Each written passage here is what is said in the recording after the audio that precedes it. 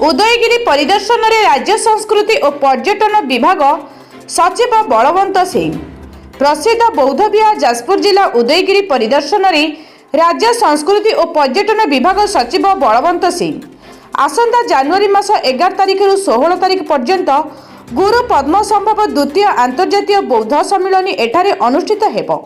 एने सचिव आज क्षेत्र परिदर्शन करने सह विभिन्न कार्यर समीक्षा करिसेंती।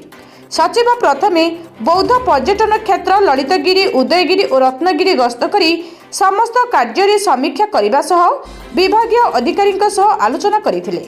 अनुष्ठित एही अंतर्जातीय बौद्ध सम्मिलन रे विभिन्न देश विदेश 2000 बौद्ध धर्मावलंबी जोगदेवार कार्यक्रम रही।